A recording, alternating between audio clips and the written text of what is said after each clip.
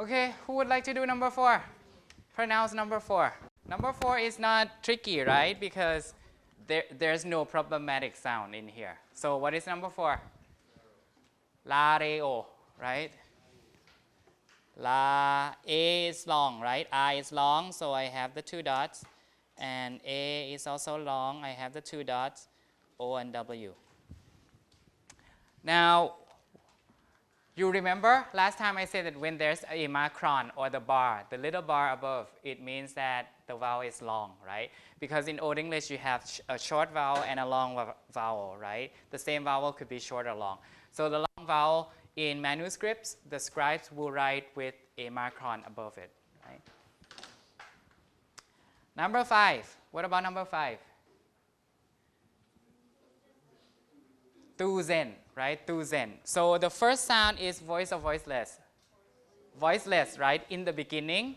So it would be tu, and then long u, and then s. S is a z, right? In here because it's between 2 voice sounds. So tuzen, like that. Tuzen. And it will become 1,000, right? It will become 1,000. Right, which is what we have in modern day. Number 4, also we have in modern day the word L-O-R-E, lore. Lore, folklore, like that. Lore is learning, like that. Okay. Bidden, number 3, we also have bid, to bid, right? Number 6, we pronounce it as, this is easy, right? Kinning, right? Kinning. So, K, right? And this is E sound that you have to round your lips, right? Kun. So, kin, ning, g, right? So, N becomes N with a tail before a vela sound, right? And we have a G at the end also because it's Old English, right? In modern English, G at the end is not pronounced, right? Playing, singing, like that. You don't say singing, g, like that. But in Old English, G is pronounced, right? Number 7, heaven. Heaven. The problematic sound here is F, right? F will change to V because there are 2 voice sounds. So it would be heaven, like that. So it will become heaven, right? Number 8. Number 8, the problematic sound is C and G, right? C and G. C and G is pronounced as J, right? In Old English. So you have seja, seja, right? So seja, like that, seja.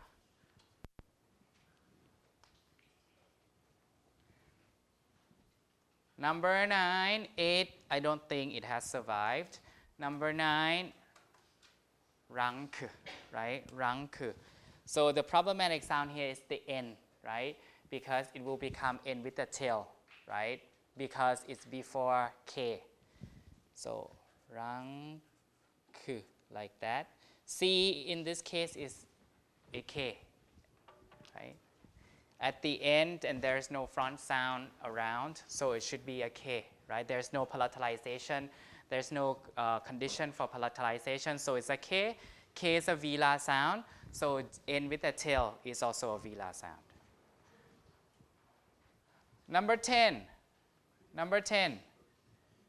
The problematic sound here is C, which could be either K or C wedge or T hook, right? So if there's the condition for palatalization, is there a condition for palatalization here? There is, right, which is the E, right, front vowel. So you pronounce it as child, child. So T hook, I-L-D. Or you can say C wedge is the same thing, right? I-L-D, child.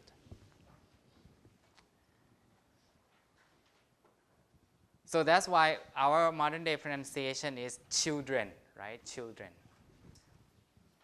And child is a different development that happens in early modern English.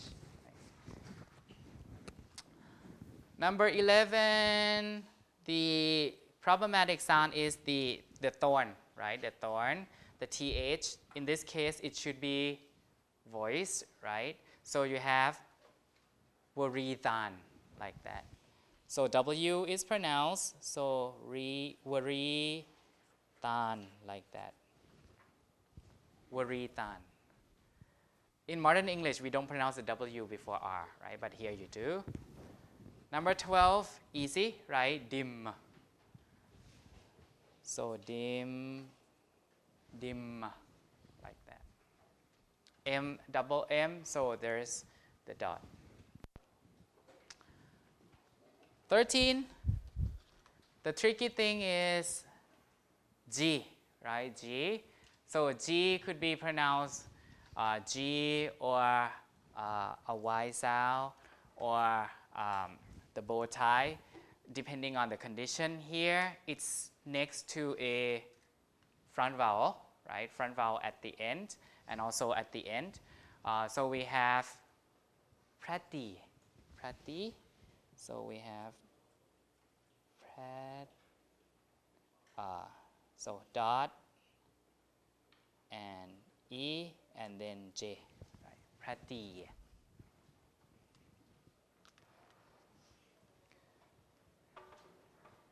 And you know the G in spelling will drop out later on because it's pronounced as an E anyway, same as the vowel that comes before.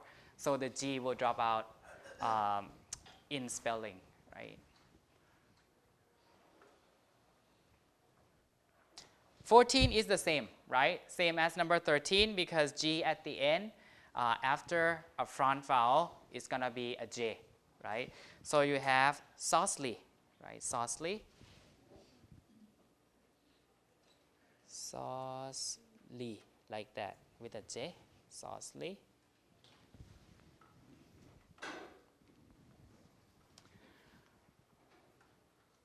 Uh, 15 and 16, they are the same word, right? They are the same word, but one is singular, the other one is plural, right? So the condition will change how the sound is pronounced.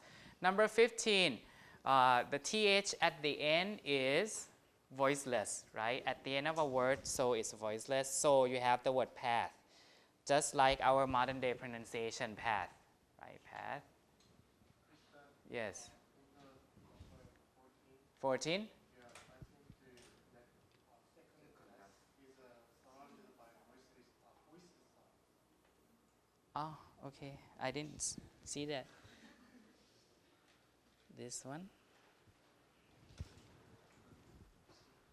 Because there are two voice sound, right? Number 15. So 15 we agree, right? 15 we agree, path, just like modern English.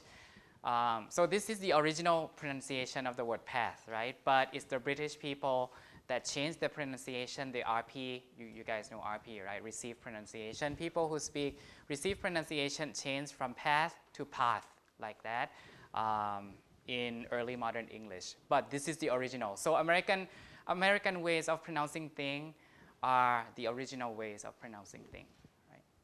Number 16, pathas, right? In this case, we have the voice version like this. Okay. 17, ash. So the name ash, right? Ash tree.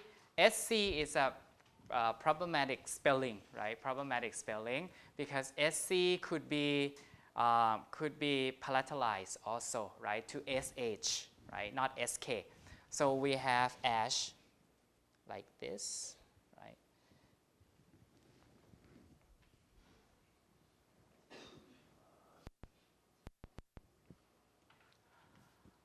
Number 18, easy, right? F is not affected. F is not affected to V because it's in the beginning. So just fill on, right? With a long L, fill on.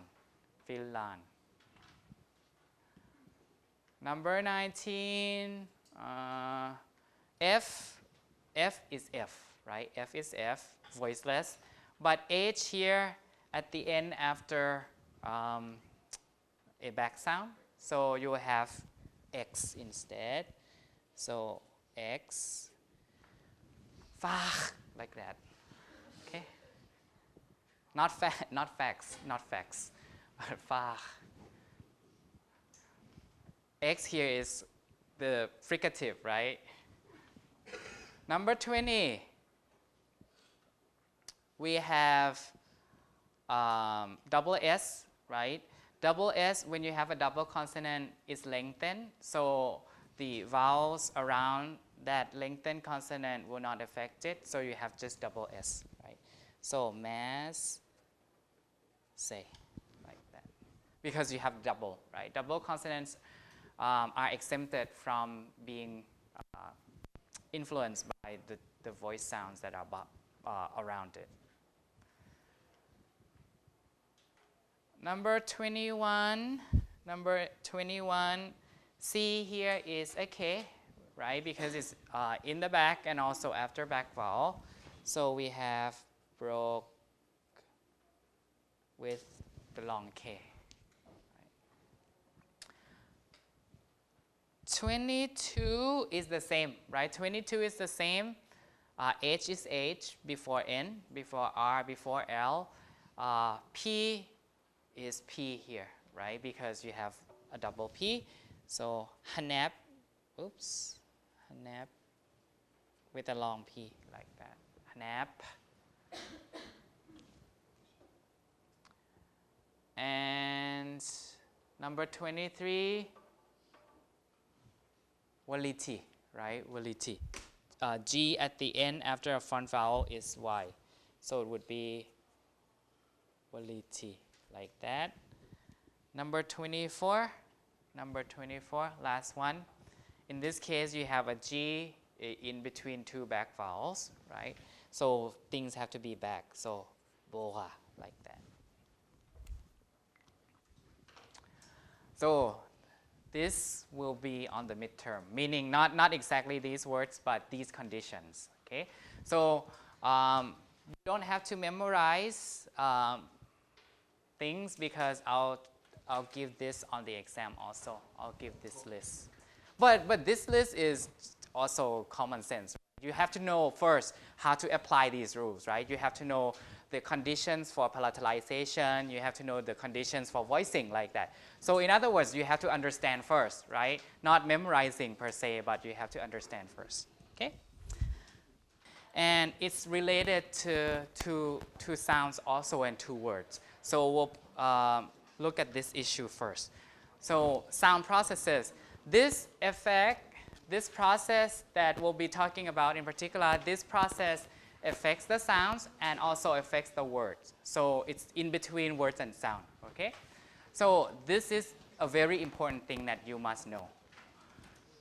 So there is this sound process that we called,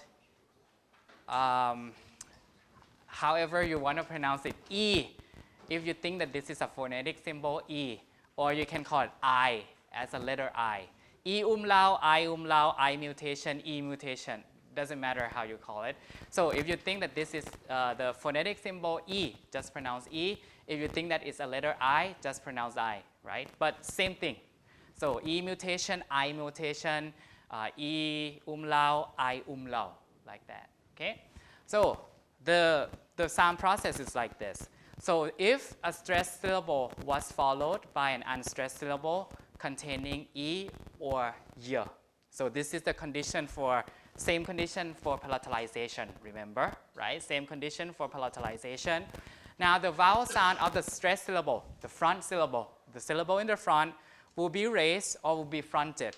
Partly, in other words, partly assimilated to the following high front E or Y. So this is palatalization, right, in a sense. And palatalization is one kind of sub-process of assimilation, right? In other words, the speaker is anticipating the coming of E, which is a front sound, right? Or Y, which is a front sound, right? glide semi-vowel front sound. So they anticipate, so they change the original vowel by fronting the original vowel or raising the original vowel, right? So same as palatalization, but this is not consonant. This happens to a vowel, right? So the vowel that caused the mutation was then dropped out of the change forms when Germanic changed into Old English. So we don't see the condition in Old English. So this makes things obscure. This makes things hard to see. This is a process that affected Germanic, right? Germanic languages, the languages that are spoken, the dialects that are spoken by the Angles, the Jews and Saxons, remember? And then the I mutation, the E mutation happened. And in Old English, you just see the words after the change took place. But the condition, like the E or Y that followed afterwards, dropped out. So you don't see the condition anymore. You just see the result. You just see the effect. So vowel change, right? Vowel change, raise or front. Let me see if I have the condition here. So I'll show you this for ease of understanding. So this is like a vowel chart in Old English, right? Vowel chart in Old English. So when that condition takes place, meaning when there is a E or Y, right? E or Y that follows a particular syllable, the vowel in the first syllable will be fronted or raised, right? So when you have the original vowel like this, they'll be fronted, right? Go to the front in the same height. So if you have the original U, it would be E, like that. U, E, or O, A, like that. So fronted, or in some cases, raise. So raise from A to A, for example, right? You see the direction, right? From right to left, or from bottom to top, like that, okay? In anticipation of the front vowel that you add to the word. So if the original vowel is U, right, is U, when you add a front vowel afterwards, it will be changed to E or E, right? And then the condition that caused it to happen dropped out later on, so you don't really see the condition in Old English. So this is called E umlaut, I umlaut, doesn't matter what you want to call. I mutation, E mutation, right? Mutation means change, right? Umlaut is this type of thing.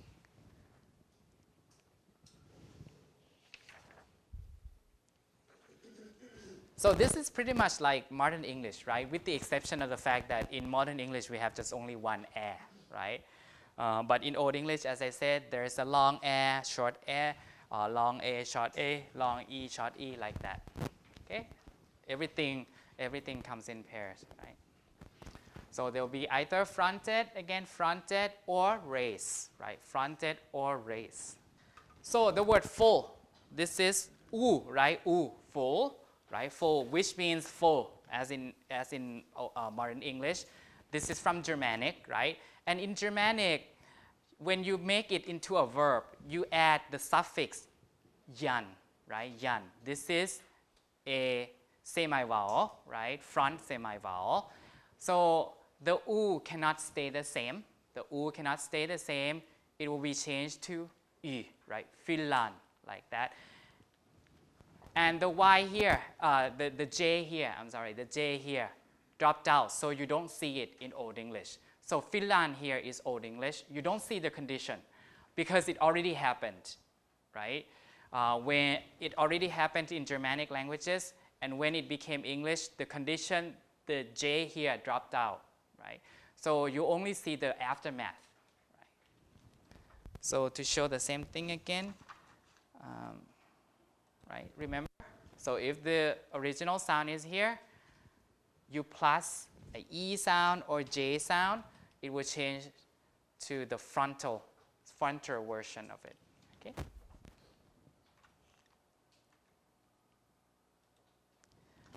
So full to fill.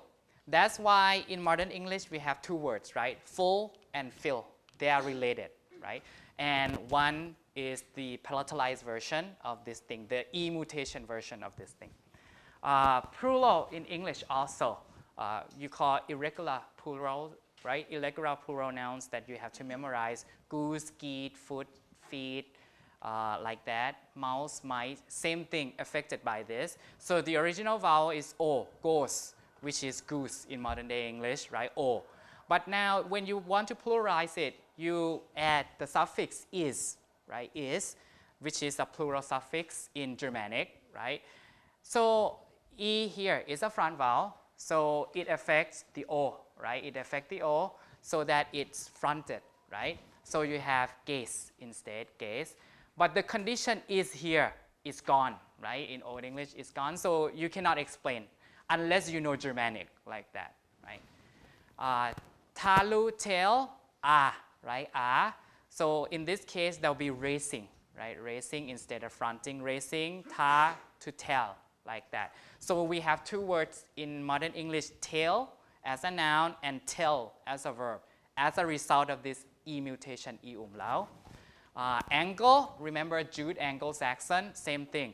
When you want to make it into an adjective, you plus the suffix ish, right? Ish. So English, like that. 5-ish, like that. There is the racing of here, fronting and racing to English, English, like that. Same thing, E mutation, E umlaut. Add to a sad, plus the infinitive suffix yan. So sat jan to set tan, like that. But then this condition dropped out in Old English. So you have sat and set, which is sit and set in modern English. You sit on a chair, you set something up, same pair. Okay, one is causative and the other one is not causative. Young, the word young, right? This is pronounced as y, right? Remember, this is a front sound, so G becomes J, remember? So young, when you want to do the comparative degree, in Germanic, you add era. In modern day, we add ER, right? Younger, so E here would affect the original vowel, so you have younger, so younger. And old also plus ER, right? Older. So it affects the original vowel, so you have old and elder, which we have old, elder, the elderly, like that. So this is an important process. We call it E umlaut, I umlaut, E mutation, I mutation.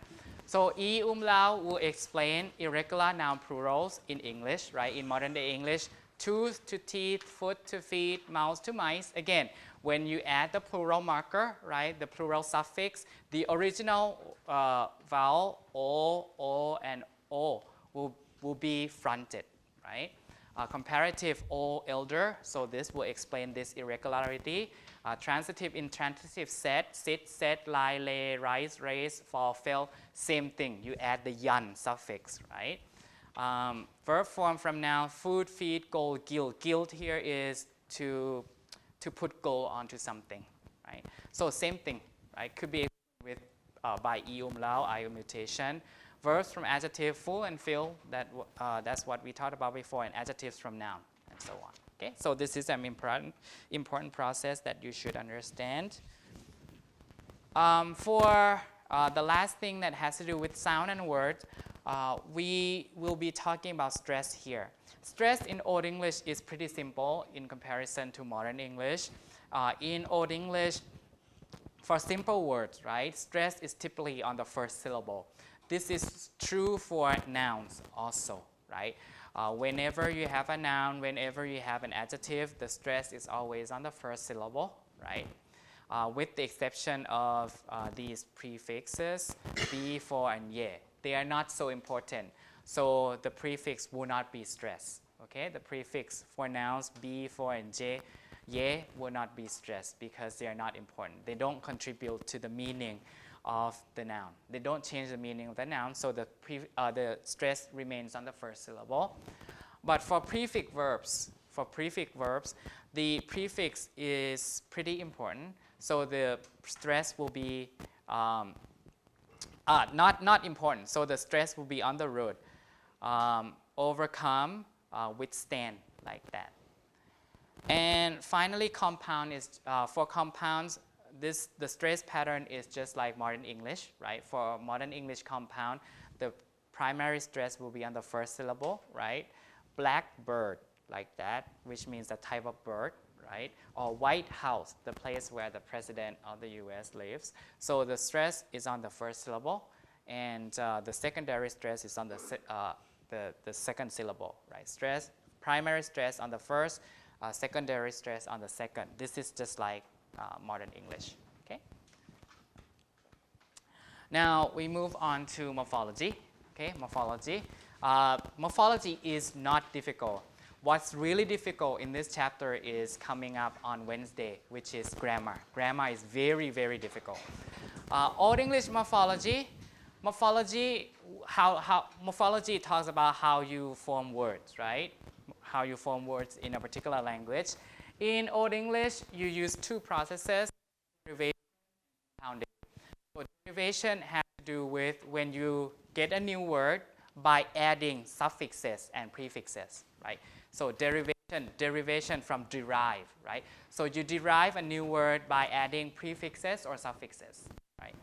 So this is an example, MOD, mode. Mode is modern English mood, right? Mood is spirit, heart, emotion, like that. So this is the root word. So you can add suffixes like IG, pronounce E, right? E, because G here is at the end after a front vowel. So moody, like that, moody, which is in modern English moody, right? Moody, M-O-O-D-Y, like that. So IG is just Y in modern English, right? Moody. Moodily, L-I-C. You see L-I-C in the third example. L-I-C is an adverb suffix in Old English. So when you see L-I-C, it's like L-Y in modern English, li. This C is pronounced as a CH, right?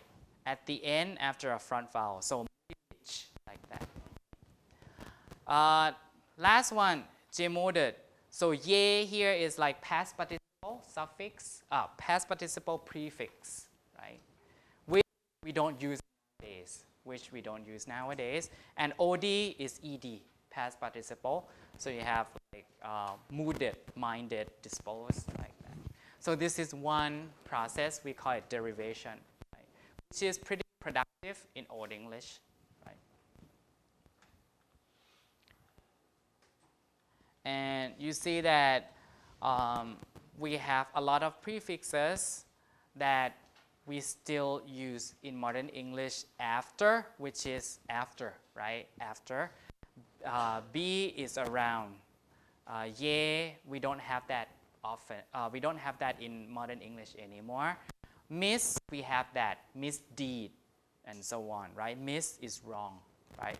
Over, we have that in modern English. Un, you have that in modern English. And with, you have that in modern English, like withstand, like that, which is against, right? Withstand is to stand against. So a lot of the prefixes have survived into modern English, but some dropped out, like ye, right? Ye.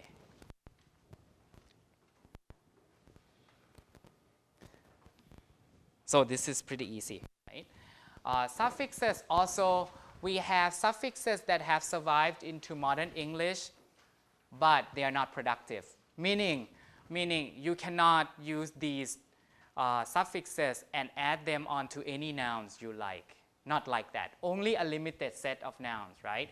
So dom, dom, kingdom, boredom, freedom, like that, right? But you cannot just add dom to any verb or any noun that you like. So only a fixed set of words that will have that suffix, right? Ship also, kinship, this is kinship, right? Kingship. And also you have friendship, relationship, like that. But it doesn't mean that you can add ship to any word, right? Hard or hood, hard, which has become hood, H-O-O-D, in modern English, is not a productive one. You have childhood, sisterhood, brotherhood, like that, but it's not very productive. ING, ing, UNG, which has become ING, right, in modern English. ERE, which has become ER in modern English, the person who does something killer, queller, killer, like that. This one is pretty productive. ER is productive. Adjective to noun, you add the TH. This is not productive, right? Words like warmth, WARMTH, right? With WIDTH, nominal form from adjectives. Not productive, but we still have it. Ness is pretty productive, right? Reasonable, reasonability, reasonableness, some people might say that. So ness is also noun suffix. And word is pretty productive, home word, right? Word meaning in that direction, in the direction of, right? Southward, northward, like that. And these are also pretty productive suffixes. Ed, right? Past participle ed, right? Past participle, very productive. Full, spoonful, awful, and so on, right? Pretty productive. Less, pretty productive. Joyless, dreamless. Some not productive. Not very productive. Handsome, like that. Troublesome, like that. E, very productive, right? Very productive. Ish, somewhat productive. And li, very productive. Okay? So these are modern remnants.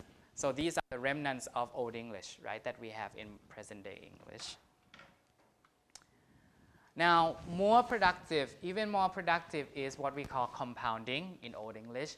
You guys know compound, right? Compounding is when you stick two words together, right? When you stick two words together, so you have compounding. So you have two cases. One is literal compounding, and the other one is metaphorical compounding. So literal compounding, two words, when they are combined, they mean what they're supposed to mean. They mean what they're supposed to mean. That's why they are literal. So medu hell. So we have mead hall. Mead is like wine or beer, right? A kind of drink that Old English speaking people or Anglo-Saxon people drank when to celebrate an event. So this is like wine or beer, like that, or like soju, the Anglo-Saxon soju, like that. And hall is a place. So mead hall is just like a cafeteria, not cafeteria, but a place where they do drinking and celebration, right? So this is pretty literal, right? Two words. Then it's the hall for drinking soju, like that, right? A room for drinking soju, like that. Pretty literal. Sunnande, the day of the sun, like that. So Sunday, like that. Or idle hand, idle hände, empty hand. So a hand that has nothing inside. The next one, overdrink. So when you drink too much, like that. Rofasnian, to fast on the road, meaning to crucify. So when you should be able to guess the meaning of these words that have been combined, right? Because they are literal. But more interesting is what we call metaphorical compound, or another name for it is kenning, right? Kenning or metaphorical compound. When you compound them, the meaning is not clear, but it's metaphorical. The meaning is extended. So we call this kenning.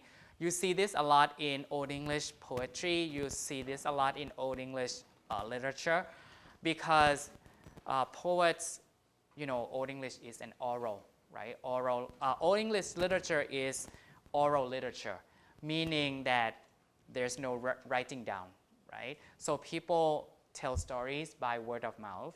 So they have to have pre-made or ready-made compounds for them to use. And these are compounds that everyone will recognize, okay? So Bahnhus, Bahn is bone, Hus is house, Bahnhus is not house of bone, right? Not literal.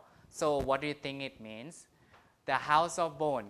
So we have bones, right? We have bones in our body. So the house of bone is body. So instead of saying body, they say Bahnhus, bone house. So this means body, like that. So it's metaphorical, right? Because that's where the bones are, right? The house of the bones is your body. Bedu, which is battle. Lemma, light. So the light of the battle, what do you think it would be? It is a metaphor. So we call this Bedu lemma when we refer to a sword, S-W-O-R-D, sword.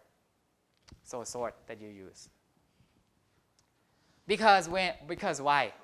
Because when you fight during the day, the light, the sunlight will reflect, right? Will reflect because it's made of metal, right? Your sword. So because of light reflection, we call it the light of the battle. So that's the sword, right? S-W-O-R-D, sword. This is road, right? R-O-D, road. Road. R-E-S here is like apostrophe S. Road's candle. The candle of the road, the candle of the heaven, so which is the sun, right? So which is the sun. Because they don't have words for, they have words for sun, but many times they don't have word for that specific thing, so they use the compounding. So they don't have the word for ocean, for example. So they have to use this whale, whale, animal, right? Animal. Way is way, road or way. So the way of the whale is the ocean, like that. So the last one is ocean. So this is a pretty productive way of making new words in Old English, right? So metaphorical compounding.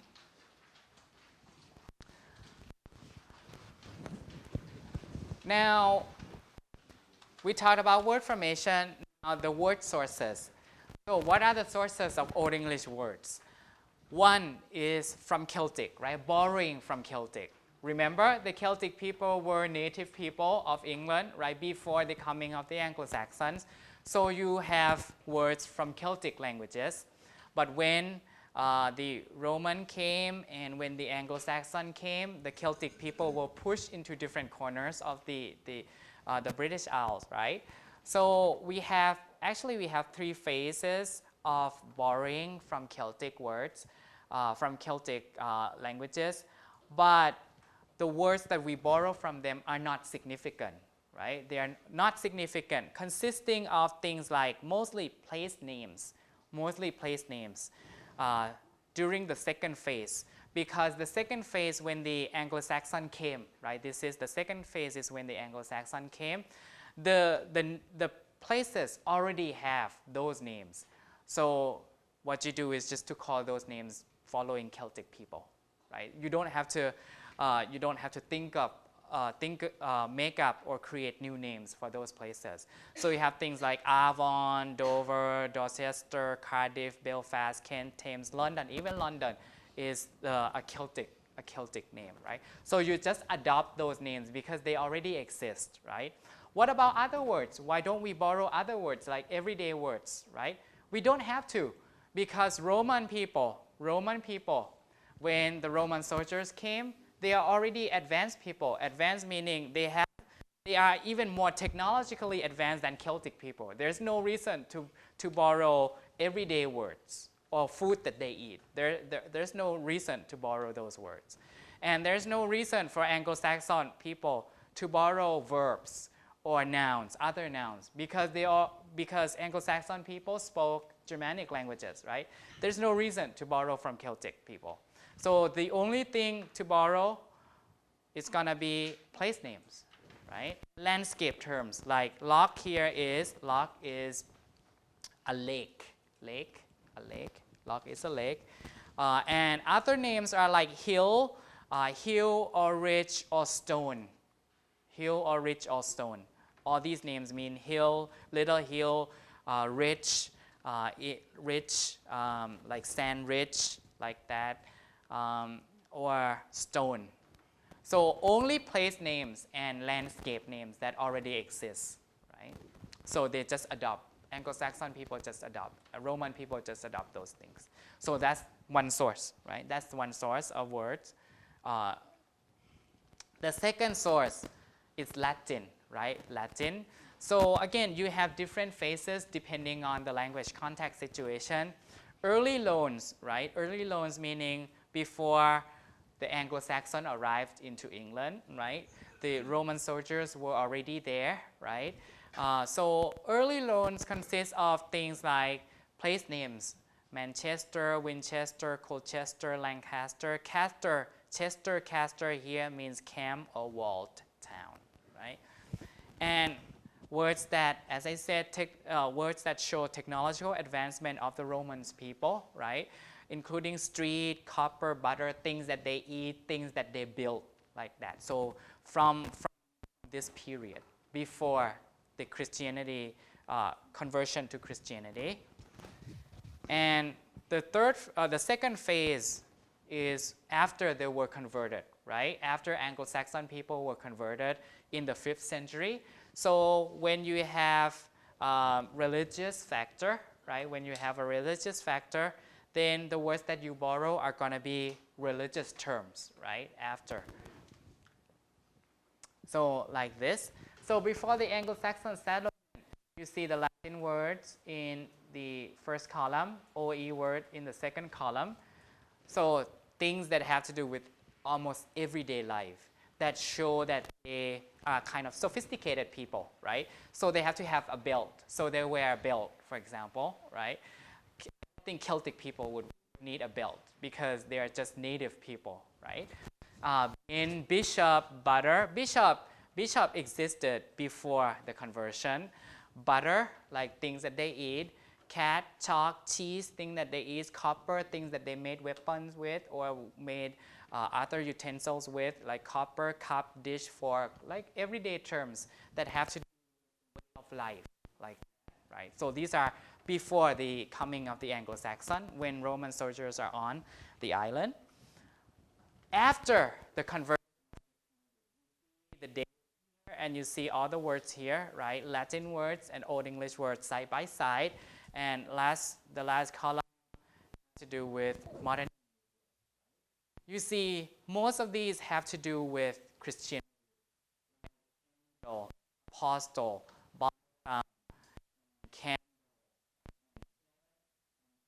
disciple, and so on, right? Martyr, mass, and so on.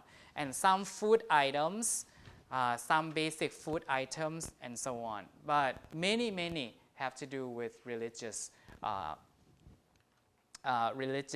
processes or religious rites, and so on. Okay.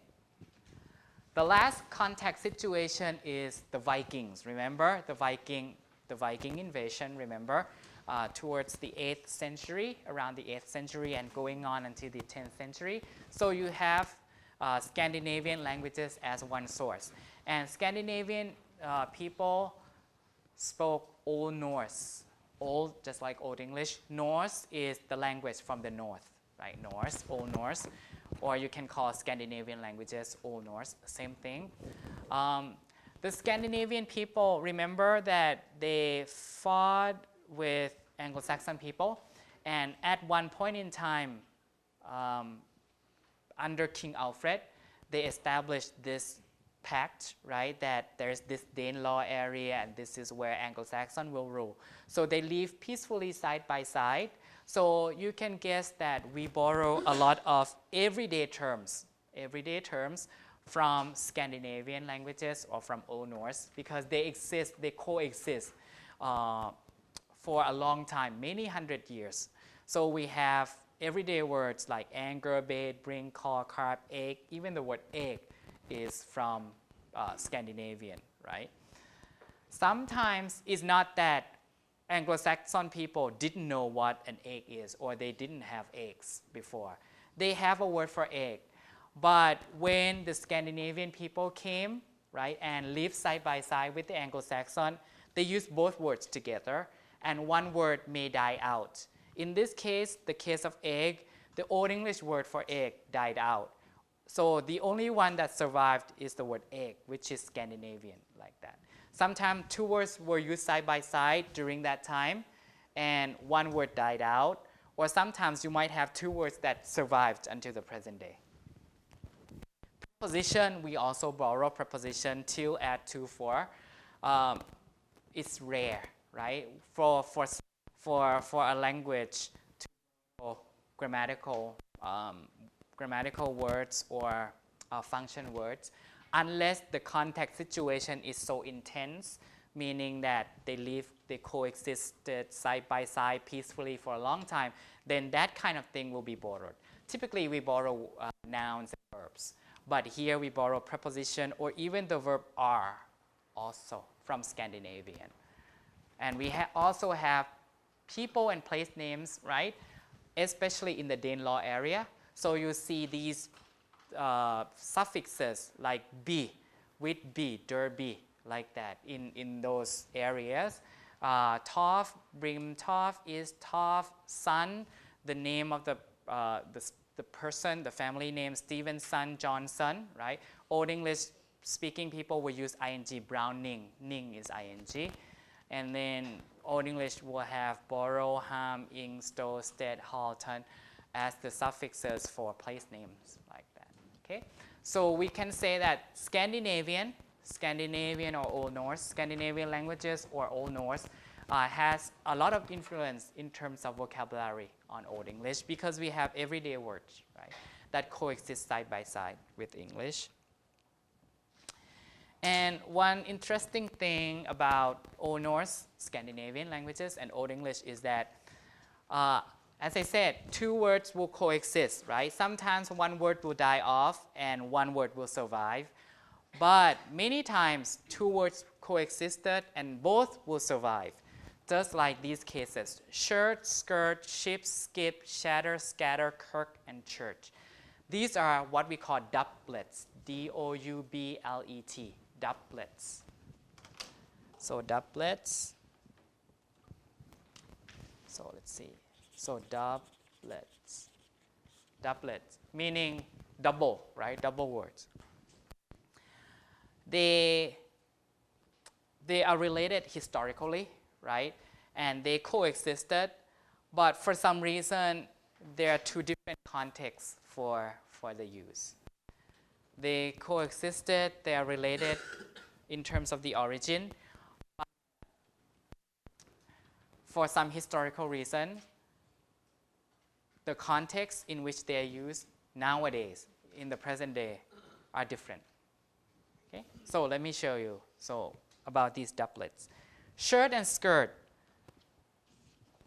The word shirt is Anglo-Saxon Old English. Skirt is Scandinavian or Old Norse. They meant exactly the same thing in the old times, okay? They meant exactly the same thing. But one in Anglo-Saxon, shirt, has gone palatalization. You remember the term, very important, because there is this E, right? You see the vowel E in shirt. So SK has become SH in Old English, right? So shirt is a palatalized product of the word skirt, okay? When we talk about the sound. But the meaning is the same as skirt. However, when the Old Norse people came to England, they brought with them the word skirt, right? Which has not been palatalized, right? Palatalization happened from Germanic to Old English, right? But here, the Old Norse people brought with them when they came to England, right? The word skirt, which is the same as the word shirt, right? But the non-palatalized version. Now the two words coexisted, right? And one is used in one context, the other is used in a different context. So today we use shirt to refer to what we wear, right? Shirt, and skirt, what girls wear, like that. But they originally meant the same. One is the palatalized, the other one is a non-palatalized version that came afterward, that came after the palatalization took place in Anglo-Saxon. So they use them in two different contexts because you cannot use them in the same context, right? Ship, skip, same thing. Shatter, scatter, same thing. Palatalization, one is palatalized version. Shatter is already palatalized. Scatter, SK, not palatalized. So the only way to go forward is to use them in two different contexts. So nowadays we use shatter when we break things, right? And we use scatter when we throw things like this in random directions like that. But they originally meant the same thing. Kirk and church, same thing. Kirk is Scandinavian, non-palatalized. Church is palatalized. So in some places in England, people will call it Kirk, Kirkland, like that, Kirkland, which means church. Okay. So other factors from Scandinavian include pronouns like they, them, and their. And these pronouns replace the pronouns of the Old English speaking people, and also infinitive. Okay. So next time, what we'll be doing is gonna be we'll be looking at pronouns. We'll be looking at nouns, and that topic is very, very, very difficult.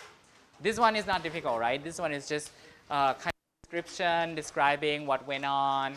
But next time, the grammar is very difficult. So prepare.